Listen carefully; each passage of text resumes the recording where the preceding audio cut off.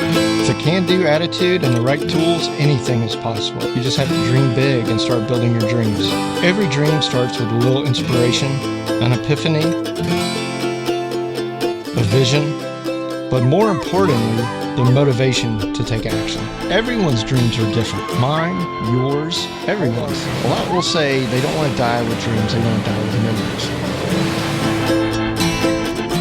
You only achieve what you commit to. It's not going to happen overnight, but over time, with same hard work, the dream begins to build. Join us on this ride as I share my dream and my journey with you. But more than anything, I want you to get inspired to get out there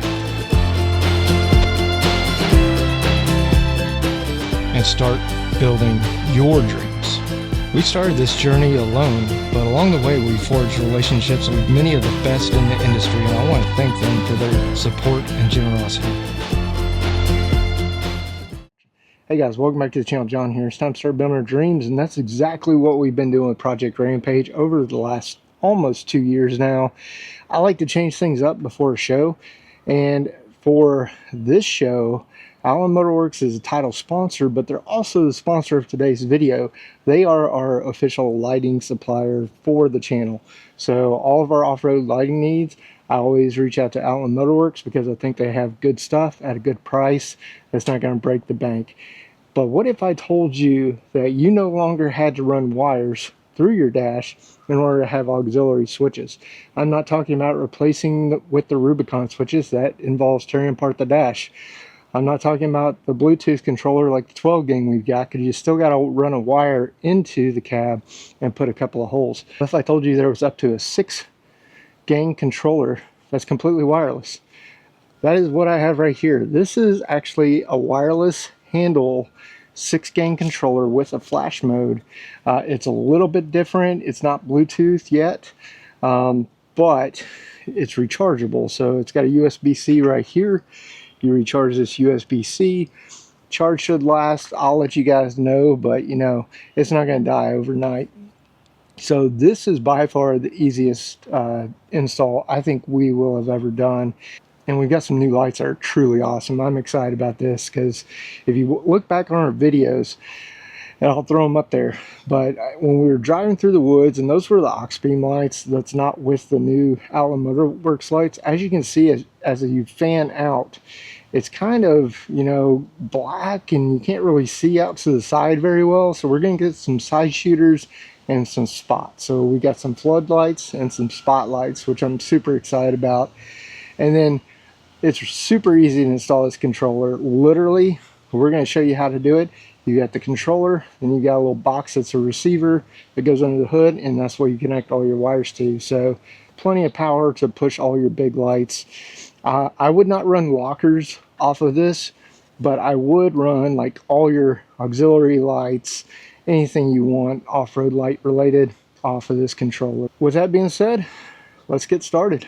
Yeah, so this is literally going to be the easiest install. All you have to do in order to do this, you don't have to disassemble anything. You're going to carefully pull these out, these caps. You're going to pull them out like that, and they come off. The bottom one, same thing. You're going to pull it off and pull it out. Now, usually when we drop the windshields, run wires, we have to run them back here. But all we're going to do today is we're going to take these 2 bolts out, which are 10 millimeters. So hopefully you don't have to chase down your elusive 10 millimeter. You have to get a little bit of the way out. You may have to get a pick or something to work it out, but there you go. So that little bolt comes out of the top. Hold on to those, because if you ever trade in your Jeep, you're probably going to want to take your controller with you, especially if you're, you know, doing the DIY thing, because unfortunately you're never going to get back all the money that you put into your vehicle. Rampage is a prime example of that. Unless somebody came and bought it outright, I would never be able to get back all the money we've put into it. And the way I've been able to save money over time is doing all this work myself. So after we get it loose, you don't have to pull any trim or anything else.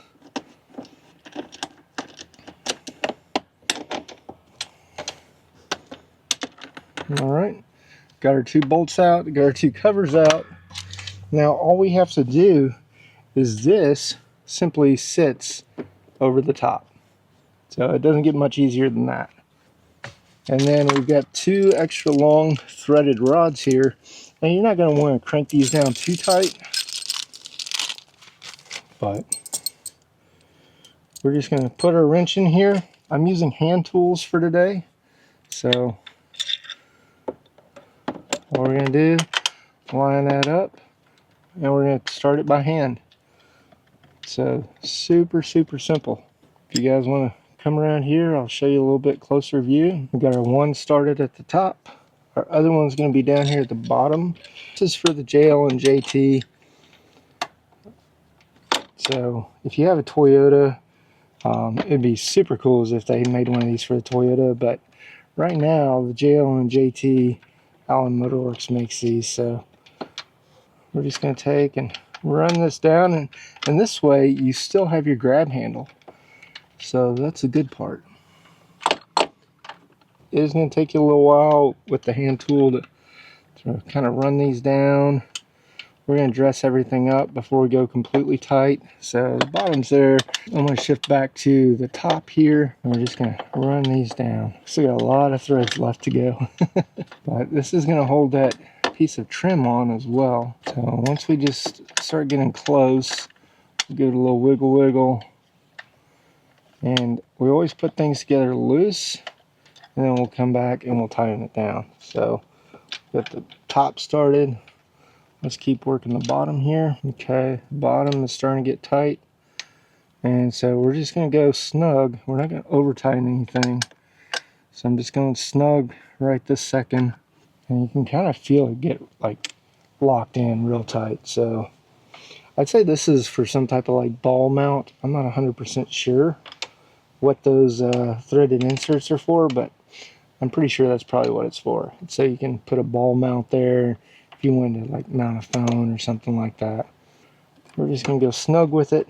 We do take our windshield down quite a bit, so we will need to be able to remember that that's there. We're going to charge it up, so I'm going to go grab my Jackery and put the charging cord on this while we install the other lights. Went, grabbed our little Jackery. So we just plugged in the charger to the Jackery. And so when we power in on our Jackery, as you can see there, it's starting to charge. So it's red. I'm sure it'll turn like green once it's fully charged. Not sure how long it's going to take, but as you can see, it's just drawing 2 watts. This is the charging cable that comes with it. So you will need, you know, a way to charge this. You could ideally plug it into your aux next to your radio and charge it off of that. Or like me, I just have the Jackery in the back and a group of USB-C cords that I use to charge my microphones with. And so I can run this from the back, hook it up over there, and charge up the handle. So everything should be good. And then down here at the bottom, as you can see, it's got aux 1, 2, 3, 4, 5, 6. They're already labeled for you. This is your strobe mode. So if you just want to like flash your lights for like a show or something, or if you're a first responder, it's got the strobe mode. The same with up here. And then down here, we actually have the power cord hooked up and everything. So that's where that is. And next thing we're going to do is go work on our lights. As you can see, we got 2 of them up there, but these things are pretty awesome. These brackets that I got, these are just some cheap aluminum ones off of Amazon. These are a 2-prong. And so what I've kind of got is this one's going to go kind of straight. This one's going to go out to the side. I just wanted to do a test fit before we broke out the camera, just so that I knew everything would work, especially because we got the snorkel right here. And then we'll go over and I'll show you how to do the install on the passenger side. So if you saw our last video, right now we're just kind of letting everything dry up. It was raining Sunday when we got this. Daniel from Outland Motorworks actually sent these to us right before we left, and they just arrived today. So you'll get 2 covers. These here are the floods, as you can see. They kind of have like a larger chamber with reflectors, and then these here are the spots, and so these are going to put a very bright focused beam, and these are going to be more of a cascading beam out to the side. And so the brackets here, I'll show these to you. These are labeled. These are just off Amazon. And so what I did is I used the top mounting hole here for this light, and I used this back mounting hole here for this light. Brackets are only like, you know, 40 bucks. Biggest thing is you don't want to use steel because steel will rust. And then these actually reuse the factory hardware, so it makes everything super easy. And so we're just going to set our lights right there for a minute. And then if you've ever removed your little cowl panels, you know that you need a T40. So for this, we are using a T40. If you don't have that, more than likely your Jeep came with a door removal kit, unless you bought it secondhand or new to you. But then you can just go to your local hardware store and get a set of Torx bits, because if you do any work on the Jeep, you're going to need Torx bits. And so the T40 is what you'll need here. And so again, we're just using hand tools today. Normally when I drop the windshield, I'll remove all 4 of these. I'll pull this off. The majority of my wiring comes down and through here and then to the battery. And so it's real easy to just pull these 2 loose. And if we ever need to pull them loose in the future, we can. Once you break them free, I typically find it's faster just use an extension and give it a little twist. So super easy. And you'll know the difference in the top ones and the side ones, because the top ones here have the long collar on it, and so the ones on the side do not have as long of a collar.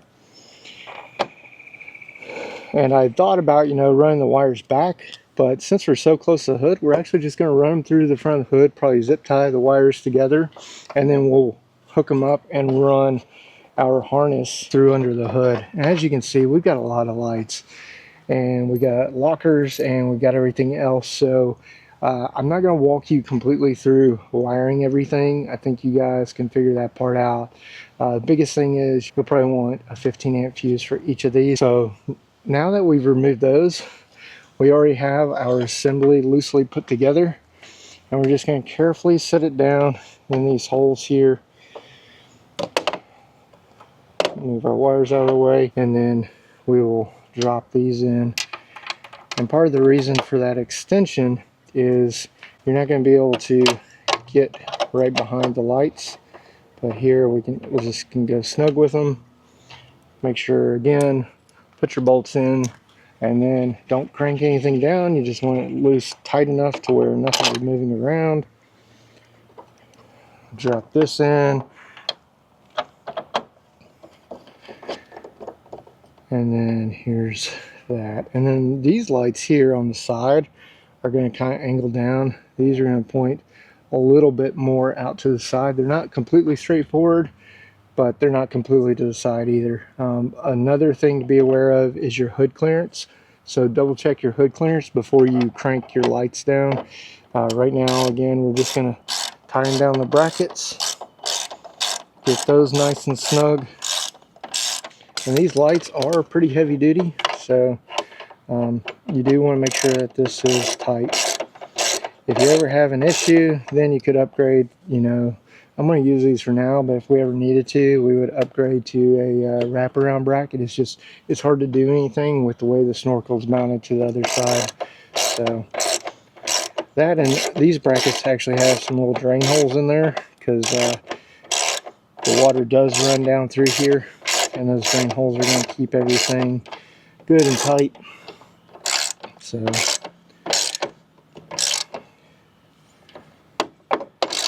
and like the other side earlier, when I ran it down, kind of just went till it stopped, because you don't want to overdo it. You're screwing this on top of 2 plastic layers, and so you don't want to end up cracking anything. I don't think it gets much easier than this. I would say after, you know, you drive for a little while, come back, make sure it's not loose, and then retorque these down. And you don't have to over torque them again, you're going through plastic, so just really firm and good enough. So I think that's good. Now we can start tightening up our lights. We already test fit the other side. We know that these are going to have to be somewhat at a straight angle. The other cool thing is the way these covers come off. It's 2 clips there, 2 clips there. If we lose these going down the road, that'll be good feedback for Outland Motorworks. I don't think we will. Kind of aim these the best we can. This one's probably going to go out towards, you know, almost 90 degrees. And then this one's going to probably be somewhat like that angle right there. So I went and grabbed 2 1/2 inches or 2 13mm wrenches, and I'm going to hold the top. You want to be careful not to scratch your paint here, but you're just going to kind of hold the top, angle it the direction you want it for the base, and then go snug with it. That light is not going to go anywhere. Now this one here is going to have to go a little bit more forward just because of the way the hood mounts. And so what we are going to do is we're going to open the hood before we lock it. If you look closely at this light, you know, it's pretty close to hitting the hood. It is rubberized, but you know, we don't want to scratch up our hood a lot. And so right now I'm going to put this one back here just to hold. Mosquitoes decide to come out. And then that's a little tight right there, so then we can hold here. And just kind of hold our light. So that's going to kind of determine our angle out, is because we still want to be able to open our hood without having to redo it every single time. That's pretty close. On the driver's side, we're going to swivel that one out. So we do want it angled out, but we don't want it hitting the hood when we angle it out. So that is pretty good right there. And then we might angle that just a little. Again, when we drop the hood, we'll crank them down nice and tight. And so these are going to kind of shoot out towards the side here. And so we'll test them out. And then, you know, you'll want to aim these however you want to aim them. Just again, be careful. Don't scratch up your paint doing this. Take your time. That's the advantage of using hand tools. I don't think anything's going to go anywhere. I'm going to drop the hood, crank those down the rest of the way, and then we will rough aim them for now, and then we'll actually have to go like aim them once we get everything wired up. So here are the clear lights. As you can see, these have 4 large beams that are going to come out kind of at this angle right here off the left corner of the Jeep, and this one's going to shine out towards the side. And we may straighten it up, just depending on how everything looks. Just to aim these, you just kind of want to look at them, get them roughly aimed horizontal for now. If I didn't have the snorkel, I would probably do more aimed towards the side, but I'm afraid it's going to cast out a lot of light down. So we're just going to kind of go parallel to the ground here. And then again, they come with a little tool. Just like most of these lights, you got your center one here, which is your pivot point, and then you got like 30 degrees of adjustability up and down with the other. So if you look here, I can rotate it up, I can tilt it down, depending on your needs. So these here, we're going to kind of aim them out because the reflectors, they're going to kind of spread the light a little when they reflect off the bottom. Crank these down, and then you can start running your wires. Once you get those set into place, you can just kind of eyeball them. And it's kind of funny, Outland Motorworks texted me like, are you going to be able to see? I mean, I've already got the satellite dish up there already. And, you know, I've got all this other stuff kind of on the Jeep already. These are, you know, they do have knurling on them, so you can turn them by hand if you need to. But this bracket, actually, I'm pretty impressed. It gives me quite a bit of space to be able to get my wrench in between the lights to lock these down. And so I always try to keep about a ½ inch between lights. So that's why those are like 8 inches on center, although they're 7-inch lights. Gives me about, you know, a ½ inch in between, just so that I can tighten things down and adjust them. When you adjust these, all you really have to do, if you really want to aim them, these free, tilt them up down to where you want them, and then lock them down. As long as these don't make direct contact with a log or a really hard limb, I don't think we're going to have any issues, because that definitely feels solid right there. That's the lights, and we'll go tighten up the other side. Alright guys, so now it's time to do some wiring. We've got the lights on. I got to run these cables down, plug up the wiring harnesses, and then run those down to the controller. And we will actually have to snip a few things for the controller in order to get them to work. Right now I'm just taking these screws out of the box here. I'm kind of having to learn this as I go. It's real clear. You got negative and positive. It comes with negative and positive cords. And I just want to see inside to, you know, don't lose those screws because they're tiny. This one uses regular fuses. This one actually uses the micro fuses. Here, it's real important. This one isn't labeled as clearly, but here you got negative then positive. So negative, positive, negative, positive, negative, positive, negative, positive. So you'll want to pay attention to that. What I'll probably do, because as you can see, I got a rat's nest in here. I got lockers. I've got a large chunk of this is actually rock lights, and I actually kind of hate rock lights these days because of how much space they take up in here. I'm definitely not a fan of that. We've got the box here, and so the way these cables run that come with it is they run through the holes in the back, and then you got to clamp them down. Leave your grommet in, push it down, take your plate over here.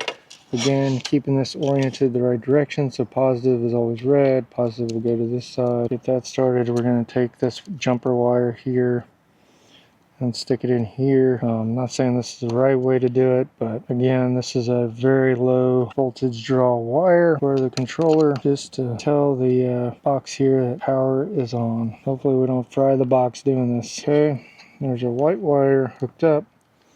Take our trash out. Our black wire here, run a ground wire through, just like we did with the red, and then we will take and screw that one down. I think my positive, I'm going to hook it up to the circuit breaker I've got, so both of these will be able to be killed with the circuit breaker. I don't know if we'll pull more than 80 amps, and if we do, then we'll run it directly to the battery in the future. Alright guys, so we've got everything wired up. It got dark on us. Blue wires are actually the hot wires for the main light. You know, we tested it out. I wired this into our circuit breaker so I can kill the power to it, and then we ran it to a ground, and then I'm going to show you guys kind of the final test with the front and back, and then we'll do a final test, you know, with all the lights and everything. In the background we've got the work light. I'm going to flip the breaker here, turn everything on. It's now hot. Our bottom light here, that's the running light for that one. That's the running light for that one. Here's a bright light for the front, bright light for the side. So everything is wired up to our handle. And I don't want to blind the neighbors, so that's pretty much what we have right now. Alright guys, here's the new cubes. Pretty cool. We got all the amber backlights on, as well as the underglow here. Looks like but we'll give you a little bit of show on everything. I'll talk you through what we're doing. So right now we've just got the amber lights on. We can turn on the cubes over here on the handle to the right. So that's the front. We'll turn on the bumper lights next.